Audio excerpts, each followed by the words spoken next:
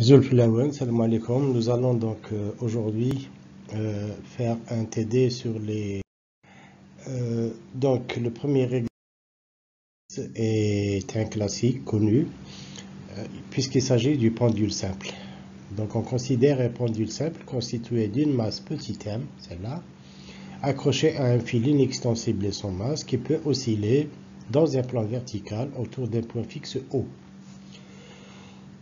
La masse est reliée à une paroi verticale par l'intermédiaire d'un amortisseur de coefficient de frottement visqueux alpha, c'est-à-dire celle-là. On soumet la masse à une force extérieure sinusoïdale de valeur f de t égale f0 cosinus oméga t. F de t est la force, la direction de la force est perpendiculaire à O petit m, c'est-à-dire ici. Déterminer les énergies cinétiques et potentielles du système, ainsi que la fonction de dissipation. La force généralisée, Fq, puis déduire l'équation différentielle du mouvement. Alors pour les énergies cinétiques et potentielles du pendule simple, donc ça c'est connu. Nous l'avons traité en détail dans l'exercice 2 du chapitre 1, oscillation libre. Donc l'énergie cinétique c'est 1 demi de m L carré θ point carré. Et U c'est mgl, facteur de m moins cosinus θ, c'est-à-dire mg delta h. Donc c'est 1 demi de cosinus θ, c'est 1 moins θ carré sur 2. Donc si vous remplacez pour les oscillations de faible amplitude, le 1, il va simplifier avec le 1, il va vous rester moins θ carré sur 2, c'est-à-dire plus θ carré sur 2. La fonction de dissipation, c'est d égale 1 demi de alpha, v de la masse carrée, c'est-à-dire 1 demi de alpha. Donc si vous dérivez ici, vous allez avoir un 2. Donc c'est 1 demi de alpha, la vitesse au carré, pardon, c'est L carré θ point carré. Donc 1 demi de alpha L carré θ point carré. Pour la force généralisée, par contre, on va utiliser cette relation-là, que Fθ c'est F scalaire delta RF sur delta θ. Donc le point d'application RF de la force, c'est la masse. Donc la force, elle est appliquée sur la masse. RF, c'est L sinus θ. RF. Ici, c'est L sinus θ. Sur Y, c'est L cosinus θ. Et DRF sur dθ, donc si je dérive, c'est L cosinus θ moins L sinus θ et F. Donc, puisqu'elle est perpendiculaire, ça veut dire cet angle-là, c'est θ. Donc F, il aura pour composante sur X. Donc F cosinus θ ici. Sur Y, faites attention, c'est vers le haut. Donc c'est moins F sinus θ. Et donc Fθ, si je fais le produit scalaire de ça avec ça, ça va me donner combien? Ça va me donner Fl cosinus carré θ plus Fl sinus carré θ. Donc c'est égal à F fois L. L'équation du mouvement, ben, ma foi, c'est mL carré θ 2 points plus alpha L carré θ point plus mgL θ est égal à Fl. Et donc, il faut diviser par mL carré pour avoir une équation de cette forme-là. θ 2 points plus 2 delta θ point plus oméga 0 carré θ est égal à f de t sur mL. Oméga 0, c'est racine de g sur L. Et delta, c'est alpha sur 2m. Alors, l'exercice 2, c'est un examen donc, qui a été proposé à l'ENPA il y a longtemps. Donc, on considère le système à 1 degré de liberté ci-dessous, celui-là, constitué d'une masse petit m reliée à un bâti fixe vertical par l'intermédiaire d'un ressort de constante de Redor K. La masse est reliée à un bâti vertical ici par un ressort. La position de la masse est repérée par la coordonnée x par rapport à un repère fixe, qui correspond à la position d'équilibre du ressort. Donc, la position de la masse, avant elle était là. Donc, quand elle est en mouvement, elle se déplace jusque-là, c'est-à-dire d'une distance petit x. Elle glisse sur un support mobile, donc elle est posée sur un support, mais ce support est mobile. Donc, dont la position par rapport au repère fixe est repérée par la variable y. Ça veut dire quoi? Ça veut dire que la masse, elle se déplace de x, et le support, qu'on peut supposer de masse négligeable, se déplace d'une quantité y. Alors, entre les deux, entre la masse petit m et le support, il existe un frottement de type visqueux dont la force de frottement est donnée par F égale moins alpha V. Alors faites attention, V c'est la vitesse relative, donc relative, de la masse par rapport au supermobile. La vitesse relative c'est Y point moins S point. C'est Y point moins X point. Et donc ici, on vous donne la courbe de résonance du système. Alors si on désigne par Y de t le mouvement, donc d'une manière générale, le mouvement du support montre que l'équation du mouvement de la masse petit m s'écrit x2 point plus 2 delta x point plus oméga 0 carré x est égal à 2 delta y point. Exprimer delta oméga 0 et a en fonction des données du problème. Deuxièmement, le support est animé des mouvements oscillatoires donnés par l'équation y égale y0 cosinus oméga t. C'est-à-dire que maintenant, on connaît y. Ici, il était inconnu. Alors, calculer en fonction des données du problème l'amplitude du déplacement de la masse petit m lorsque le régime permanent est établi. Troisièmement, si le système est faiblement amorti, déduire la pulsation de résonance, l'amplitude du déplacement de la masse m à la résonance et la bande passante. Après, on vous dit le graphe, donc qui est donné plus haut, représente les variations du déplacement de la masse petit m en fonction de la fréquence de vibration du support. Sachant que petit m égale 1 kg, calculez l'amplitude y0 du déplacement du support, la constante de raideur du ressort et le coefficient de frottement alpha. Alors, si on désigne par y de t le mouvement du support, montrez que l'équation, première question, du mouvement de la masse petit m s'écrit sous cette forme-là. Donc t dans l'absolu, c'est 1 demi mx point carré. U, c'est 1 demi kx carré. Il n'y a pas de delta L ici parce que le ressort est horizontal. Et D, c'est 1 demi de alpha fois la vitesse relative au carré, c'est-à-dire x point moins y point au carré, ou bien y point moins x point carré, c'est la même chose. Donc, vous allez donc avoir, si vous appliquez la relation de Lagrange par rapport à la variable x, vous aurez donc mx de point plus kx plus alpha x point moins y point qui est égal à 0, donc par rapport à x. Donc, je simplifie par m. J'aurai donc x de point plus alpha sur m x point plus kx est égal à alpha sur m y point. Donc d'ici, par analogie, donc je déduis que ça c'est 2 delta, ce qui veut dire que delta c'est alpha sur 2m. Oméga 0 c'est racine de k sur m. Et a c'est 2 delta, y point c'est cette quantité-là.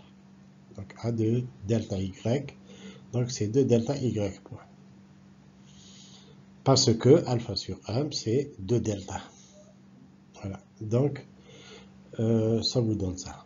Alors, on vous dit maintenant, le support est animé des mouvements sinusoïdaux donnés par y égale y0 cosinus oméga t. Calculez, en fonction des données du problème, l'amplitude du déplacement de la masse petit m lorsque le régime permanent est établi. Donc ici, on va juste supposer que y, donc en notation complexe, hein, donc je vais dire que y c'est grand Y complexe et puissance j oméga t, avec y ici est égal à y0. Il n'y a pas de phase, il n'y a pas de déphasage, je veux dire. Donc on va poser x de t, c'est x exponentielle j oméga t, et puis on remplace dans l'équation différentielle. Donc ça va vous donner quoi? Ici, ça va vous donner x. Ici, x de point, c'est moins oméga carré. Donc, vous aurez oméga 0 carré, moins oméga carré. Et ce terme-là va vous donner 2j delta oméga x est égal à 2j delta oméga y0. Donc, d'ici, je vais donc faire identification, c'est-à-dire les x complexe est égal à 2j delta oméga sur oméga 0 carré moins oméga carré plus 2j delta oméga y0. Déduire l'amplitude et la phase. Donc pour l'amplitude, ma phase c'est le module, donc je prends la valeur absolue. Donc c'est 2 delta oméga divisé par le module de ce nombre complexe, donc c'est oméga 0 carré moins oméga carré le tout carré plus 4 delta 2 oméga 2. Alors, si le système est faiblement amorti, déduire la pulsation de résonance. Alors, si vous calculez dx sur d oméga, vous allez trouver donc cette quantité-là. Si vous dérivez par rapport à oméga, x par rapport à oméga, et si vous faites égal à 0, vous voyez que vous allez déduire que oméga r, c'est oméga 0. Donc ici, oméga, c'est oméga 0. Et l'amplitude du déplacement de la masse à la résonance, ben, je remplace oméga par oméga 0 ici. Donc ça vous donne 0. Il va vous rester 2 delta oméga sur 4 racine de 4 delta 2 oméga 2, c'est-à-dire la même chose. Donc si vous remplacez oméga par oméga 0, vous allez trouver x de oméga 0 est égal à y0. Et puis la bande passante, ma phrase, directement, donc c'est 2 delta, elle est telle que x est égal à x max sur racine de 2. B, c'est 2 delta, c'est alpha sur m. Donc on vous dit après que le graphe ci-dessous, ou bien ci-dessus, plus haut, représente les variations du déplacement de la masse petit m en fonction de la fréquence de vibration du support. Sachant que petit m égale 1, donc est égal à 1 kg, calculez. Premièrement, l'amplitude y0 du déplacement du support. Ben, ma foi, y0, c'est tout simplement ici, c'est 8 mm à la résonance. La constante de raideur, donc oméga 0 carré est égal à racine de k sur m, donc k c'est m oméga 0 carré. Le oméga 0, on peut le déduire à partir d'ici. Donc ça c'est f0. Donc je peux déduire oméga 0, c'est oméga est égal à 2 pi f, donc ça vous fait oméga 0 carré, c'est 4 pi carré f carré que multiplie m, c'est-à-dire 39,4 newton par mètre. Alors petit c, le coefficient de frottement alpha. Donc alpha, vous pouvez l'avoir à partir d'ici, à partir de là, donc puisque je connais m, je connais la bande passante qui est là. C'est cette distance-là, expérimentale. Donc c'est 2 pi m b, bande passante en fréquence, c'est-à-dire 0,713 kg seconde moins 1.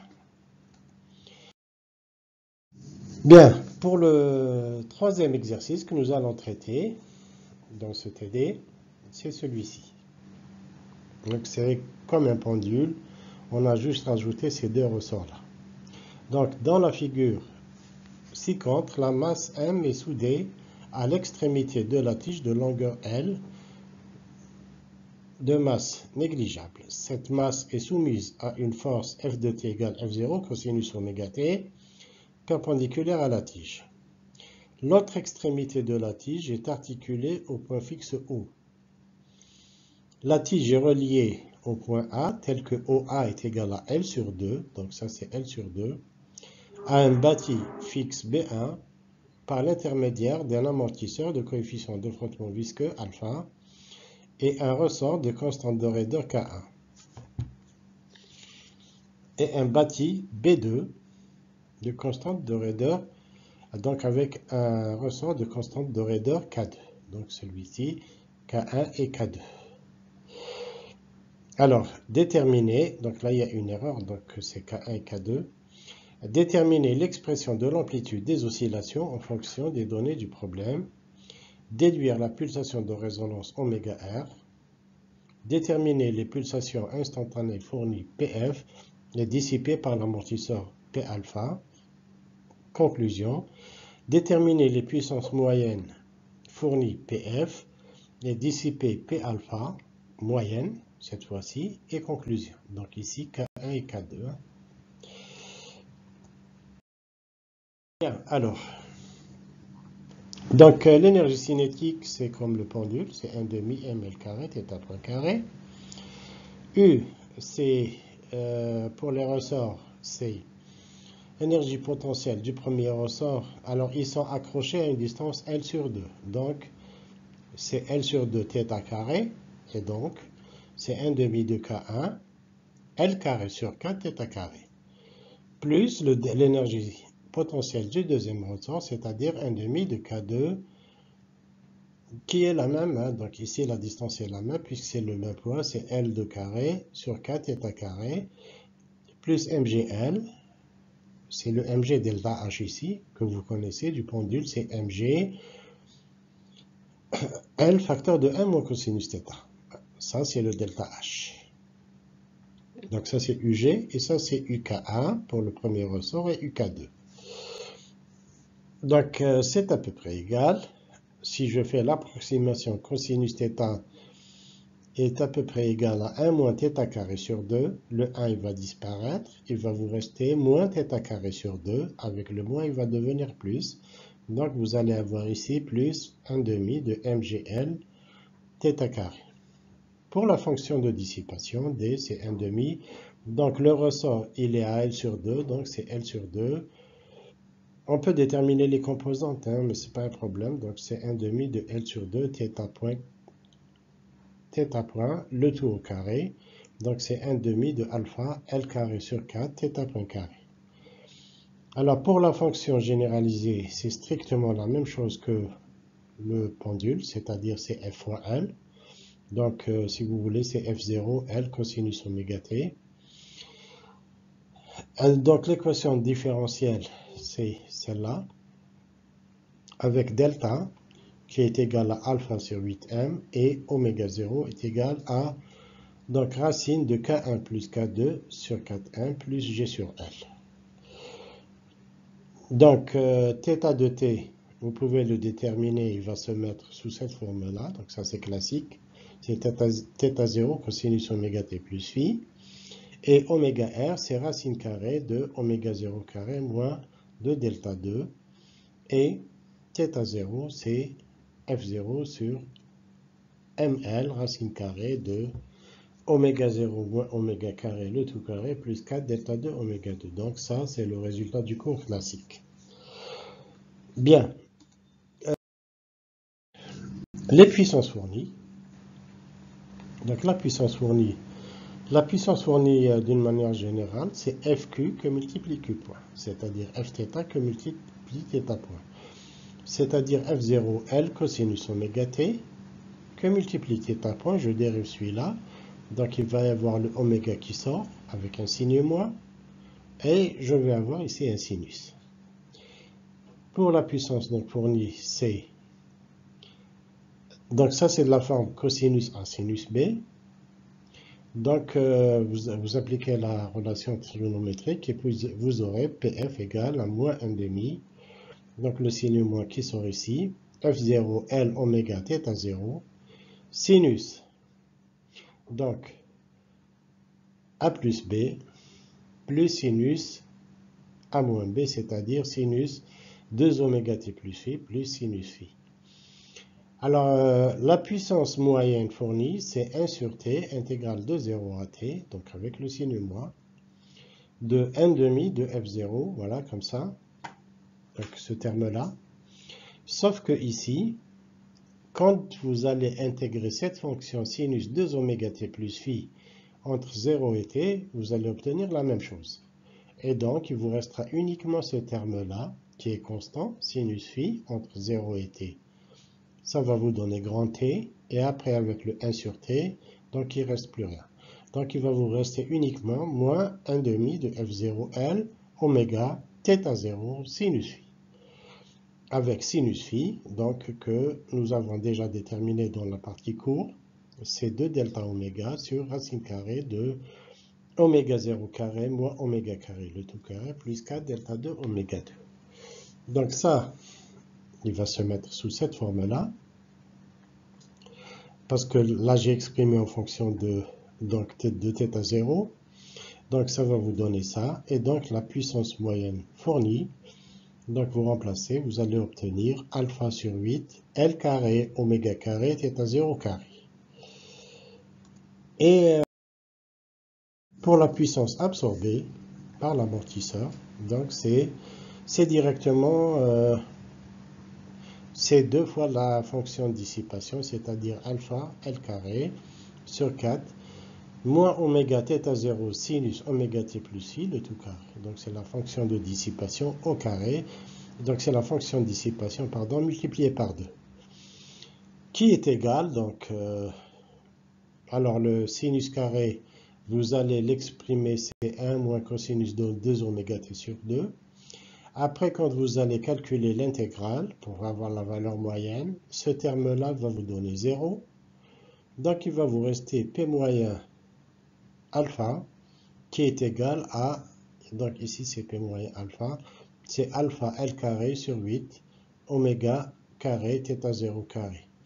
Alors, les deux puissances instantanées sont différentes, mais les puissances, donc ça c'est alpha, les puissances instantanées fournies sont les mêmes. Les puissances moyennes fournies sont les mêmes. Donc on constate que les deux puissances instantanées sont différentes, mais les puissances moyennes sont égales. Et je vous remercie pour votre attention.